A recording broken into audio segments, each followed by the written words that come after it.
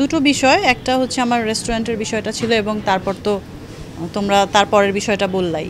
দুটো বিষয় ছিল আমার ক্লিয়ার করা দরকার ছিল, সবার সঙ্গে আসলে জিনিসটা জানানোর দরকার ছিল। আমার মনে হয়েছে যে একটা ঘটনা ঘটছে এবং আমি যদি বিভিন্নভাবে আজে বাজে লোকজন কিছু কিছু লোকজন আজে বাজে নিউজ ছড়ানোর চেষ্টা করছিল এবং যেটা সত্যি সেটা থেকে অনেক দূরে গিয়ে বানোয়াট কিছু তথ্য মানুষের মানে মানুষকে দেওয়ার চেষ্টা করছিল, সেটার জন্য আজকের সম্মেলনটা আসলে।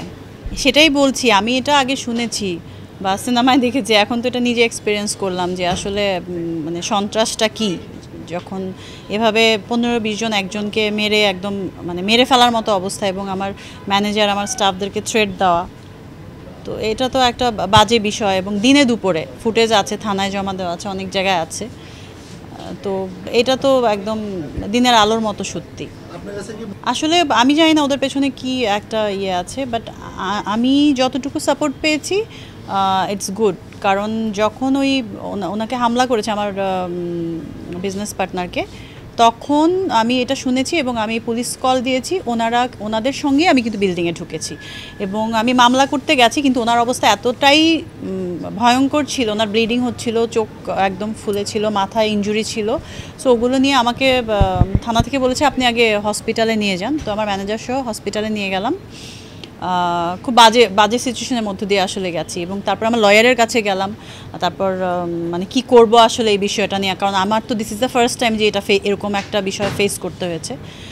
সো তারপর গিয়ে যখন মামলাটা করতে গেলাম তখন দেখি ওরা একটা অলরেডি খুব সাজানো বিষয় নিয়ে রেখেছে, এজাহার। হ্যাঁ, মিথ্যা মামলা, কারণ আমি তো পুলিশ নিয়ে গেছি, আমার উপর অ্যাটাক হয়েছে এবং আমি পুলিশ নিয়ে ঢুকেছি, আমার লোকজনের উপর অ্যাটাক হয়েছে।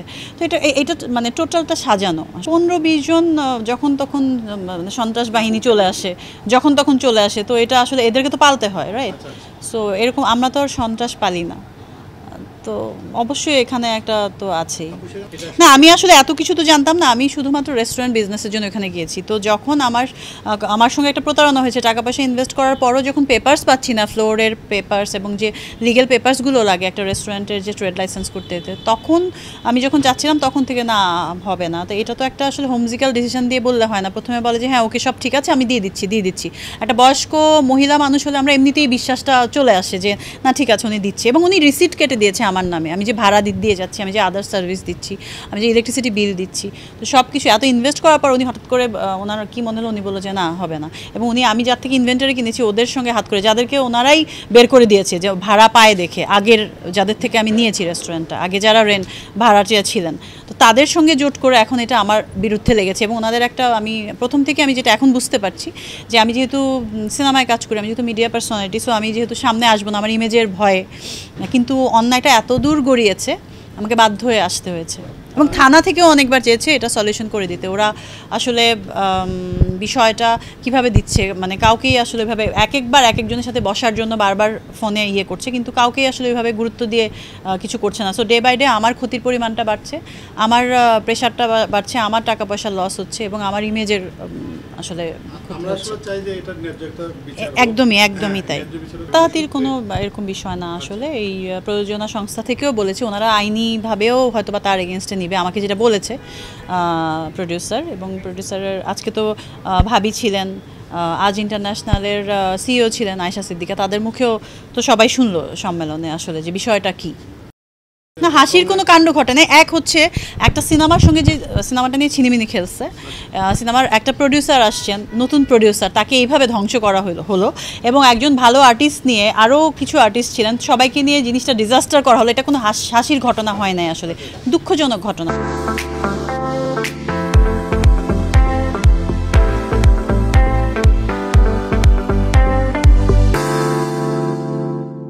আমি আসলে এটা এতটা জানি না, বাট আমিও শুনেছি যে এরকম কিছু একটা এই টাকা দেয়, যেহেতু সে টেকনিশিয়ানদের টাকা দেয় নাই, আর্টিস্টের দেয় নাই, প্রোডাকশানেও অনেক কিছু উল্টাপাল্টা, এবং প্রডিউসারের যে প্রোডাকশন ম্যানেজার তাকে বাদ দিয়ে সে নিজের এটা ছিল। প্রডিউসার আসলে প্রথমে আমাকে বলেছে যে আপু আপনাকে দেখেই তো আমরা ছবিটা ইনভেস্ট করেছি, আপনি কেন ইনভলভ থাকলেন না, বাট আর্টিস্ট তো সবসময় আসলে এইসব বিষয়ে ইনভলভ থাকে না।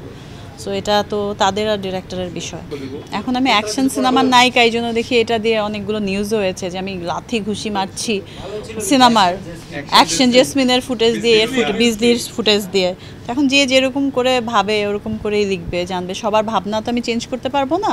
ফ্যাক্ট আসলে ওই যে সে একটা সময় চেয়েছে এটা প্রডিউসারের সঙ্গে, এবং আমার আমার একটা আর্টিস্ট হিসাবে যতটা দায়িত্ব তার বাইরে গিয়েও আমি প্রডিউসার যখন আমাকে বারবার নক দিচ্ছে যে আপু একটু আসেন, বসেন, কথা বলি, এটা এই বিষয়গুলো হয়েছে।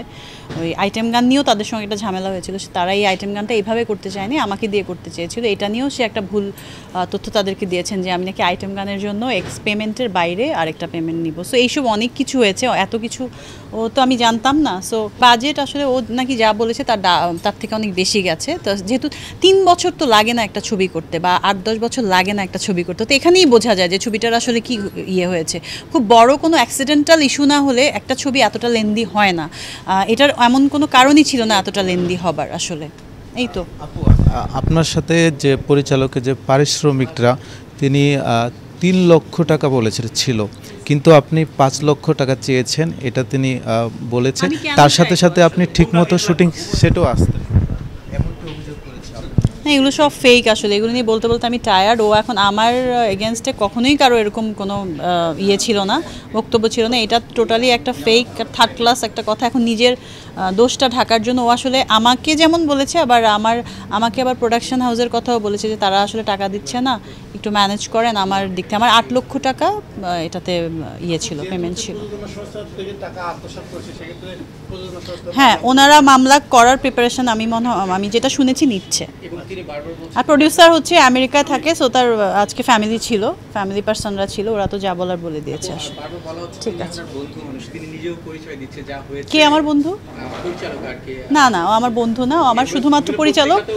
এবং কে কিভাবে বলেছে আমি বললাম না, এক একজনের ভাবনায়, স্বপ্নে বা ভাবনায় হতে পারে, কিন্তু কেউ আমার আসলে মানে এটা বলতে পারবে না। এই ছবিটার ইয়েতেই, এই গল্পটা শোনানোর জন্য তখন থেকে ওর সঙ্গে আমার পরিচয় এই ফিল্মটার বিষয়ে। তো বন্ধুত্ব আসলে এত সোজা না।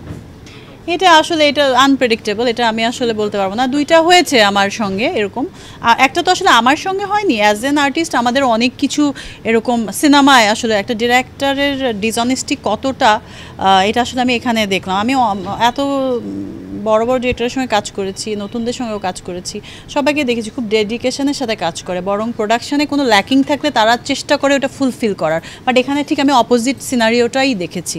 তো এটা খুবই কষ্টের। এরকম নতুন ইনভেস্টার এসে যদি এরকম জালিয়াতের ইয়েতে পড়ে, তাহলে কিভাবে ইনভেস্টার আসবে আসলে। যেমন ওরা প্ল্যান বলেছিল, ওরা যে গল্প শুনিয়েছে সেটা 10%ও এখানে নাই। ঠিক আছে, that is the point. And dubbing করার সময় তো ও আসলে পুরো ছবিটা বললো না, পুরো ছবিটা কাউকেই দেখাতে পারেনি বিফোর রিলিজ। ওই যে হ্যাঁ, ববি তো খুব ভালো, ববি খুব এডুকেটেড, ববি খুব ভদ্র, কিন্তু তার মানে এটা না যে ববি অন্যায় হলে এত চুপ করে থাকবে আর কি, নাই দেখে যে থাকবে না, মানে অন্যায় হলে ওইটা প্রতিবাদ করতে যাবে না, সেটা তো না। সত্যটা তোমরা বের করো, এবং সত্যটা তো সামনেই আসছে এখন। আমি তো সামনে এসেই বললাম যে বিষয়গুলো আসলে এরকম। এই ছবিতে শুটিং হয়েছে আই থিঙ্ক অনেক দিন, বাট তার মধ্যে 6 দিন আমি শ্যুট করেছি। আমার ডেট নেওয়া ছিল অনেক দিনের, কিন্তু সে যেহেতু টাকা তার বাঁচাতে হবে, এবং সে টোকাই মার্কা শুটিং করতে হবে, কম বাজেটে শেষ করতে হবে, তো এটা তো বোঝাই যায় সে আসলে কেন করেছে, কেন বলেছে।